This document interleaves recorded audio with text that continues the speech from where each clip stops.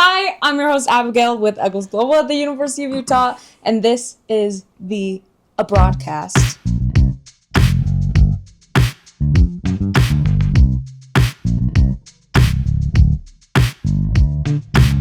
Today's guest is Cord Bowen. I'm a faculty at the David Eccles School of Business in Entrepreneurship and Strategy. Yes. So what do you teach, like specifically? I'm actually in between entrepreneurship and strategy. I teach a design, strategy, and business course. So fun. So like creative practice in business. Yes. Yeah. Okay, first things first, we have to do a rapid fire round. Okay. Question 1. What do you wish you could tell your undergraduate self? What did you get your undergrad in? I have 2 degrees in architecture. Okay. 2 professional degrees, yeah. So my first degree was architecture. Yeah. That's a really good question. What would I tell that? I would say that I would tell that person that when you graduate, keep your footprint as small as possible, as long as possible, because more opportunities will open up. So what do you mean by footprint? Like just... Like, don't go out, take on debt. Don't like try to go be an adult too quick. Just Yeah. go travel, go listen. No one really pays attention to you until you're 30. Yeah. It's kind of an interesting thing. Everyone's racing towards the finish line, but there isn't one. There isn't And one. really, the more you listen, the more you absorb in your 20s, the better off your 30s are. That's great advice. Yeah. I'm not asking for myself, obviously. Okay, number 2. What is the soundtrack to your life right now? What are you listening to? Probably the Hermanos Gutierrez. Yes. Wait, I've heard of... Wait. Yeah. Okay, why them? It's really good background music. It's just beautiful music to listen to, especially if you want to slow down and focus. It's all guitar. It's good. I don't know how Yes. to explain Okay, it. play a clip for me in the editing. Okay, number 3. What is a new skill you would like to learn? Oh. Let's just keep it in line. Just play guitar. Play That'd be guitar. good, Do you yeah. play any instruments? I do not. I do 0! not. No. That's gotta That'll be the my next That'll be thing. on the list, yeah. Yeah. Describe your ideal weekend. Just hanging out with my family. Usually we go up to the Uintas or do stuff like that. And we'll do Yeah. like little day camps and things. Get up in the mountains, back into forest roads. Yeah. Okay, what does your family look like? Tell me about your family. My wife's an architect and my Yes. son is 11 at Uinta. 11. We're natives from Southeast Texas. Yeah. Yeah, we've been here in Utah for 10 years. Nice. You like Love it? Oh yeah, love it. Utah's wonderful. But you miss Texas sometimes? Of course. Okay, if you could live anywhere in the world, where would it be? I think I'm in the place I want to live, but if I had to move from here, I would say Copenhagen would be. Copenhagen. Why Copenhagen? It's beautiful. It's really nice. I want to go. Rainy days are great there. Everything's great. Yeah. Yeah. Okay. What is... Ooh, I forgot about this question. What is a meal that brings back good memories? Fajitas. Fajitas. Yeah, anything Tex-Mex fajitas from the South, Yes. specifically Texas. Okay. Why? I just grew up with it. It's amazing. Yes. Yeah, it's really good. Okay, what is your favorite movie that you've watched recently? Does it have to be a new movie? No, just one that you've watched. Because we have a kid, we watched Princess Bride, and I love that movie, so that was nice. Yeah? it's That's a good movie. classic. It's amazing. That is a good one. I'm Okay. surprised at how many lines one can remember from that movie. I've only seen it once. It's good, yeah. Which I shouldn't say that on this. I've only seen Princess Bride once. Oh, I you just gotta watch didn't. it again. It's great. I do need to watch again. I feel like I've heard it quoted enough though Yeah. that I feel like I've seen it more than once. You know what I mean? Yeah. Okay. Oh, yeah. It's a big part of the culture. Oh yes. Sure. Do you speak any other languages? I speak a little Spanish, because Okay. from where I grew up, Yes. but enough to be slightly conversational. Have you ever taught abroad in a Spanish-speaking country? Yes. Which one? So we ran where the winter in obviously South America is going to be the summer. Our winter is their summer. Yes. So we ran a program during their summer, our winter, Okay. in Santiago, Chile. And then Very we did cool. another trip to Santiago and then Argentina. Yes. Yeah. Would you want to learn any other languages?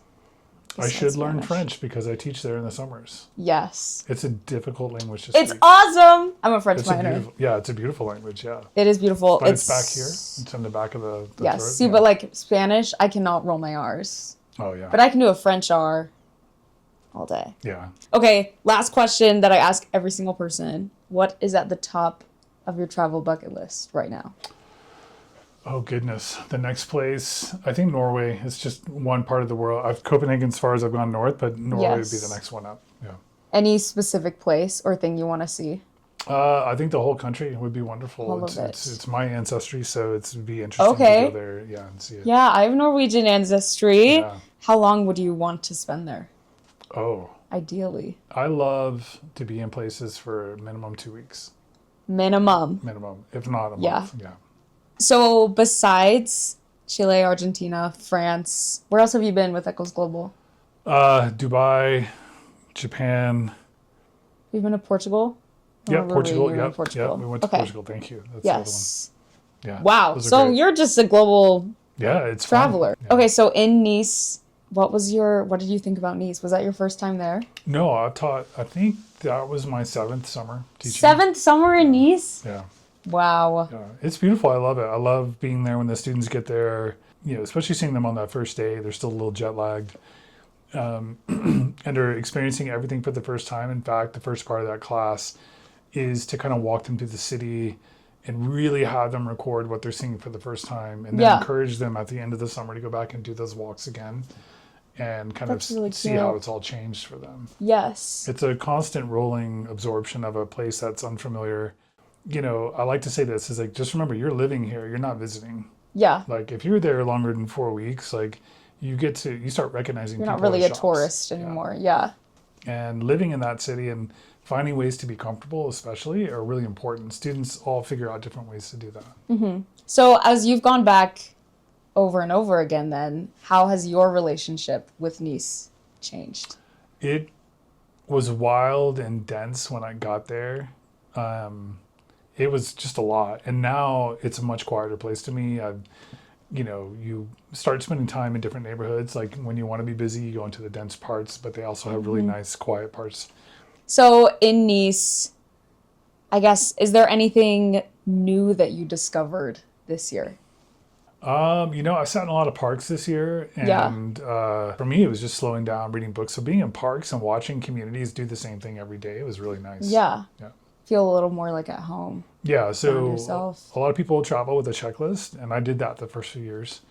But sitting on the beach is actually another really wonderful thing, really committing. Yes. Like your mornings there and stuff. And, if you have to get your work done, you just bring your laptop. It's indescribable how beautiful it is. So what were you reading this summer? Oh, that's a good question. This summer, what was I reading? I was reading The Snow Leopard.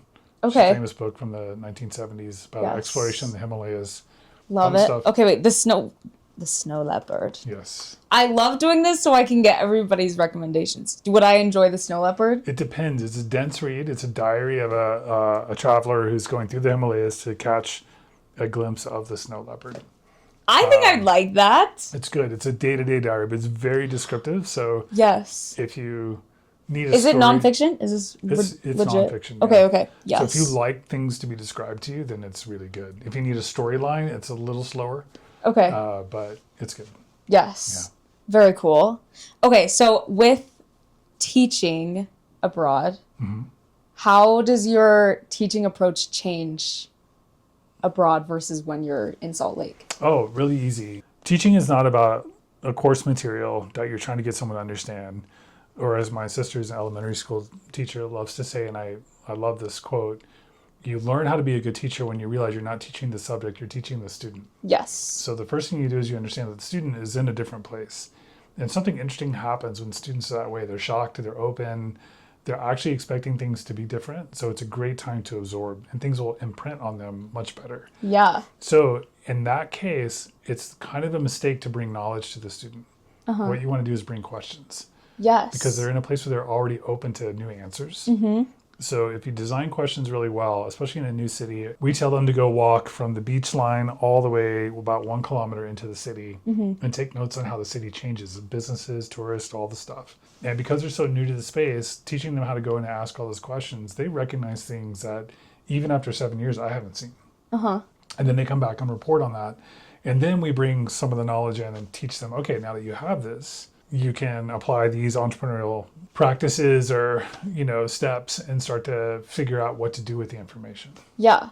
That's so cool. So you would say like the students are almost way more motivated. Would you say that? Yeah, I mean, they're disrupted, so everything is different, right? When you capture a student in a normal semester, they're going through a lot of repetition and patterns. Unless they're a freshman, then it's a little different. They're just more aware and ready to accept. And the trick is you want them to capture their own mind. So you want them to make decisions based on how they see the world, not just try to memorize how somebody else sees the world. Good entrepreneurs tend to be successful when they're aligned with themselves and how they tend to work. They'll make less mistakes. Yeah. Which basically means they know their intuition. So what do you think they learn about entrepreneurship from being in like a tourist town? Because Nice is pretty heavily visited, especially in the summer. Yeah, we look at the water as a way. So the final project is we'll look at water and how people have started businesses and bring people to it. So you could think of scuba diving, going out sailing, all the businesses on the beach, the way people sell food there. Yeah. And then encourage them to look at from morning until evening, when is it actually active? Yes. We also separate. Let's say, look at the tourists, but really notice the locals. How do they get to exist alongside the tourists? Are they doing stuff that's different? Yeah. So we really encourage that. How do you think that changes, I guess, the more that they observe about Nice, how does that change how they, I guess, maneuver the city themselves? They change radically. It's fun because some are inclined to go seek out more music. Yes. And then they find the local community through music, right? That's a really good example. Others, it's food or farmers markets or things like that. Others, it's they like to go visit the old churches, right? And go to all the little towns and see what that's about. It just depends on the student and what they want to do. Yeah. Some are really clever and they'll go find an old bike. Yeah. And then they'll buy it for the summer around. and then they're gone. Yeah. Yes. So what do you hope, if you could boil down their experience to one thing, what do you hope they got out of study abroad? Oh, I think themselves. As we tell them, most of the course is really you just being here, figuring out how to be comfortable, uncomfortable, how to just be yourself. A lot of students have traveled before, but this is the first time they traveled without their family, and they have to kind of figure out who they are. Yeah. So I think, when you do these trips, make no mistake about it, it's a good way to be introduced to yourself and not be distracted by the things you would be here. And every student changes radically. Yes. Because we say this all the time as academics. If you could give students one thing before they graduate, what would it be? Ultimately, all of us or most faculty will say at least one international experience. Really? Yeah, for sure. Did you ever study abroad in college? I wasn't able to. We had limited programs, and I went to school when it was just people weren't doing it as much back then. Yes. But the minute I got out, I was gone. I went to places. Okay, so where'd you go right after? China first. China. Yeah. Oh, very cool. So we talk about your students changing when they go abroad.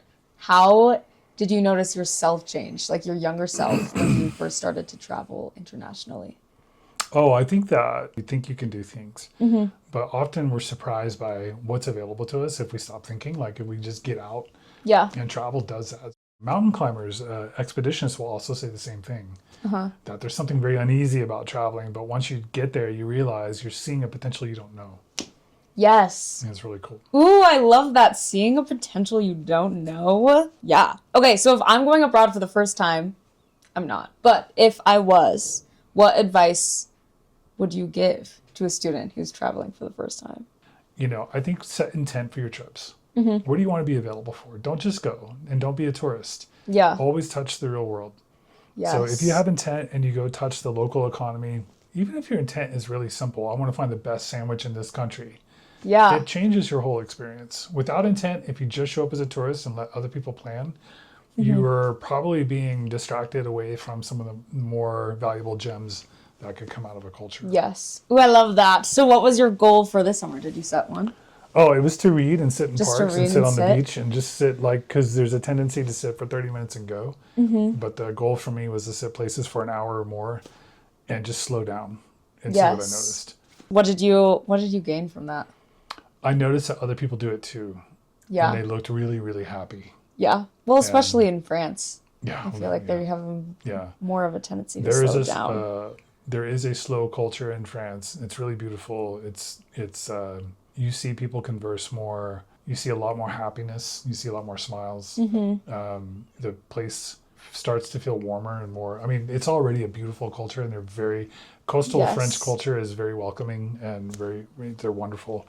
But you see even more of it. Okay, now it is time for baggage claim. where I give you the space to claim your travel baggage. I need you to tell me your most embarrassing travel story ever. Oh, embarrassing? I have a lot. I try to be helpful as a person, but especially in Spanish-speaking countries, Yes. I will assume somebody needs help and start speaking to them in very poor Spanish and trying to offer help. Probably just, and I always get in situations where I'm clearly not needed and they're clearly communicating with someone over my shoulder. Yes. And so it's always this, like, what do we do with this American situation? We want to be nice to him, but he has no idea. You're just messing it up. Yeah. So this happens quite a bit with me. I love it. That's one thing though, when you travel, you have to be, as long as you're very kind and a little goofy, people will generally help you. Yes. But don't avoid doing something you love because you're afraid of embarrassing yourself. Yeah. Because I get to do things I love because I'm always embarrassing myself. Yes. Yeah. It's true. You always got to embarrass yourself a little bit. I don't know. Like, I do remember, like, in the China trip, it was embarrassing in the sense that I was like, oh no, I don't know what to do. Shanghai is a massive city. It's like 23 million people. And I just left the hotel and went out, got in a cab and said, I'm going here. I didn't know what the hotel was. And our phones weren't working like that back then. Yeah. They didn't do that. And so I had to pay a cab driver to drive around Shanghai until I recognized the building. Yeah. That is crazy. And it took like almost 3 hours, I think. So, and that was all done and there was no translator. So I was just drawing it on a piece of paper. Like, it kind of looks like this. And he's like, but he understood and he just drove me around. And I was like, keep driving. Okay. So let's talk about you becoming a professor. What made you want to do that? I didn't. Really? I didn't. I was tricked into it. You were tricked When I was, into it. A young architect out of grad school, the economy slowed down and the partners in my firm had arranged for me to go teach part-time. Okay. So that they could keep me busy. And so I started doing that and I just never walked away. And then I got into from architecture to product design and product development and did my MBA in entrepreneurial finance.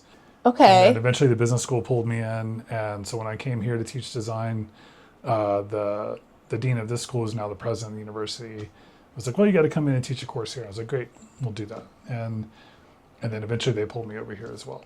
Wow. So creative process is abundant. It's everywhere. It is. Every entrepreneur is deep in it, whether they know it or not. Yeah. And so helping people see that potential in themselves is kind of my job. Yes. How have your students affected you, do you think? Teaching is not a one-way street. It's two ways. So you're obviously kind of getting students aligned with some kind of process or thing that you're teaching, right? But they're also in their discovery kind of putting back to you everything that's new, because what happens is the way we learn doesn't change, but the medium that we learn in is always changing. And the only way to understand it as a faculty is to pay attention to your students. Yes. Because the way you'll come into a classroom is not the way it was 10 or 5 years ago. It's true. Yeah. What's your goal for this upcoming school year? Or what change do you anticipate?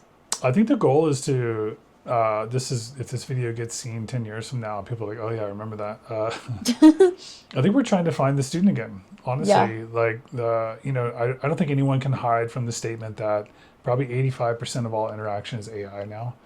So seeing a student in the classroom is very difficult because AI sits between you. Faculty use it, students use it.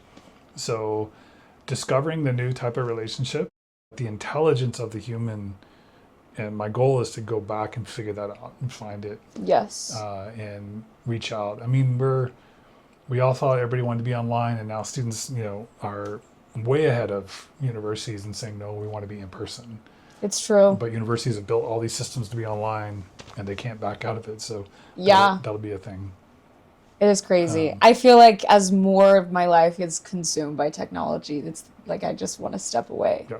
Your generation is the first one to say too much.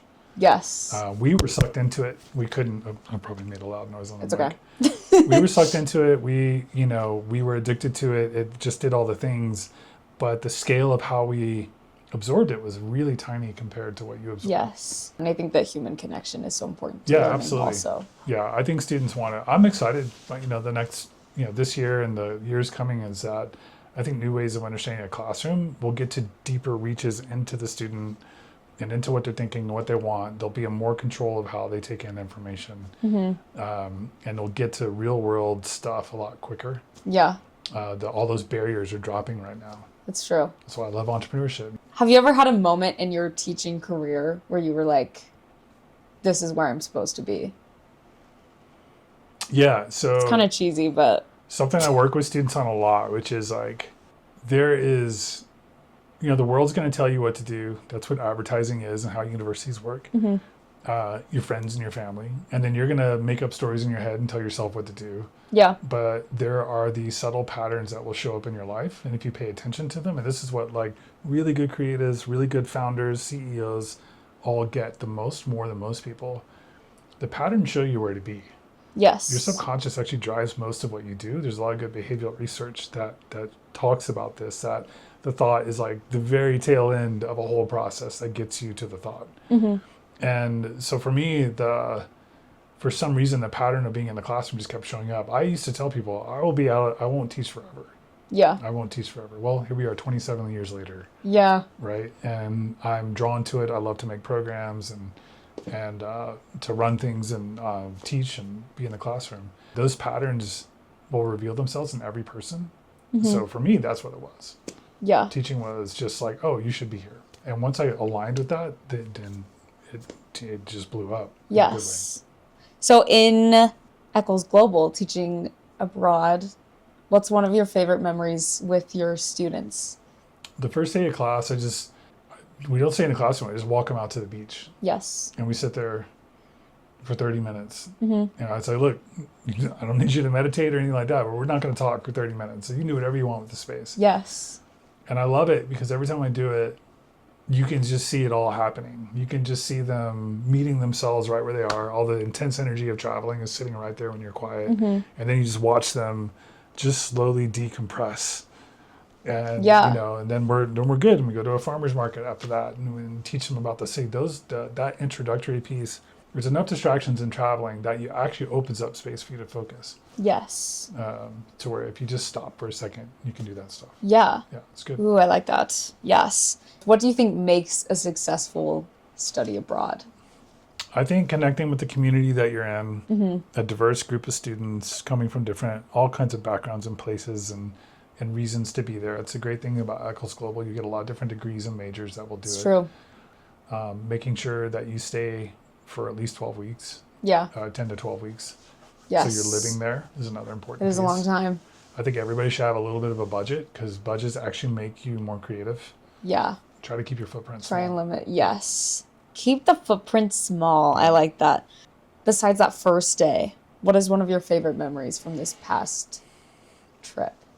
Oh, the past trip? One of the things I like about the way it's set up right now is with my classes in the afternoon, we would all have lunch at the same place. And then we'd all walk over there together. And I really enjoyed that because it's, when you don't know everybody, everyone's a little cautious and, they're all trying to figure it out. But by the fourth class, it's very casual. People would want to sit next to each other and kind of talk to each other. And those moments in between are actually really wonderful. Yes. I like those a lot. Now, they get to go do excursions that are incredible. They go to Italy. They go to Monaco for the F1 racing and all that kind of stuff. Very cool. So those are outstanding. I didn't do those this summer. Yeah. But the little in-between moments are pretty great. Yes. Like the little special moments that you only get on a study abroad. When's the last time you taught in a place you were in for the first time? That's a good question. Probably Barcelona would be the last city. Barcelona? That's another town we went to. Yes. How does that change your experience when you were also experiencing it for the first time? I love it. Well, remember, I was trained as an architect and I was an architecture professor. Yes, so and Barcelona is beautiful. Yeah, the history and all of that is embedded in me. Voila. So, yeah, that's right. Oh, yeah, the park. For me, I get really interested in cities and how they're developed. So I love it. Like, that's the intent for me is that I can travel anywhere. And even if it's really plain, it's plain for a reason. Something's beautiful will be there. So being in a place I don't know, I get very excited because people wouldn't be there if they hadn't found ways to make themselves comfortable and have a good time. Yes. And the trick is to go find that. Yeah. What has been the most shockingly beautiful city architecturally for you? Well, Barcelona easily. Yeah. But Tokyo and Kyoto. What is a travel experience that has stuck with you for a very long time? A road trip in Europe with a good friend. Where'd you go? Belgium, Denmark, France, Germany. Uh-huh. And why? What's interesting is the road trip itself could be contained inside of the state of Texas. Yeah. That was the first thing I learned is, Europe's very small compared to where I'm from. That's true. At the time, we're 2 architecture faculty, so we went on a tour of all these museums we always wanted to see. Mm-hmm. And so every place we'd go, that was our intent, was to go and check out the museum, look at the details, and do all that stuff. It was fun. It was really I love beautiful. it. Yeah. Everything's bigger in Texas and everything's smaller Yeah. in Europe. I appreciate the density of Europe, though. I think that's really wonderful that you can get places. It really is easy. nice. Love it. Intent, Yes. guys. Okay, tell me, sorry, I'm asking so many stories, but I love a travel story. What is one of your favorite stories from any trip with Eccles Global? Patagonia in South America. Yes. Yeah. I think the amount of times, it was a very chatty group, but the amount of times we were silent because it was so beautiful. Really? Yeah, just that whole area. And it's so strange down there. Yes. Because even in the dead of summer, it's still like 50 degrees. Yeah. And, the ocean water, we went on a boat to go see the penguins in the Magellan Strait. And the ocean water, I don't know what makes it this way, but it's black. Mm-hmm. And it's still clear. You can still see things swimming in it and whales and stuff. Yeah. So just the compactness of that trip and the amount of nature that you saw and the wildness of the nature, and it's just really extreme. It was really amazing. Yes. And the students we were just all in shock. It was It's great. so cool to see something where you're just like in awe. Oh yeah, for sure. And I think that's something that you get from traveling somewhere so different. Okay, is there any other thing that you would want people to know about Eccles Global? I think it's a really well-run program. I've seen these programs in other places. I think the nature of the students that go on these trips is wonderful. If you can do it, it's worth it. Mm-hmm. I will go back on this and double down on it. I wish I had the opportunity to do it in my undergrad. Mm-hmm. I'm glad I started traveling right after, but I've seen students change dramatically just by taking these trips. And I say it's absolutely worth exploring and doing. Yes. And the faculty who do this and show up are 100% on board. They're excited to be there. We all hustle. We work really hard to make the experience good. Mm-hmm. I think it's just an amazing thing to do. Yeah. How has being able to teach abroad changed your life, do you think? It keeps you, I think it's really important to keep your perspective open and to understand the world. Yes. So being able to now have friends all over the world because of the work we do, we get to meet people. It makes the world feel a lot different than is often presented to us. Yeah. So I think that's really important. That is important. Yeah. Okay, last question. We kind of have answered this, but we gotta sum it up. What, in your opinion, makes studying abroad worth it? Oh, what makes it worth it? Yes. You get to know yourself in a way that you can't when you're here. Yes. It's really simple. You're going to find, if your mind is a series of rooms, you're going to find a whole new room of yourself. And it's really important because the quicker you figure that out, the more chances you'll take in life and the more you'll see opportunity. Yes. It's very simple. People who do this go back and look at opportunity in life a lot different. Okay, so intent and new rooms. Yep. That's what we've learned today. Okay, as always, I'm your host, Abigail, and I have a flight to catch. And that's it. We did it. Good. You're Of great. course.